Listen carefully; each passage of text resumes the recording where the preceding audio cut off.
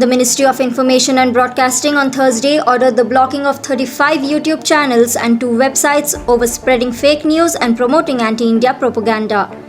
The YouTube channels which were ordered to block had subscribers over 1 crore 20 lakh and crores of views on their videos. Additionally, the Government of India has also blocked a few social media accounts for being involved in spreading coordinated anti-India disinformation over the internet. The networks blocked were all operated from Pakistan and were being operated with a single goal: spreading fake news oriented towards the Indian audience. The Indian intelligence agencies were closely monitoring these accounts and flagged them to the ministry for immediate action. Earlier, in December 2021, India had blocked 20 YouTube channels and 2 websites for dispensing fake news and promoting anti-India propaganda.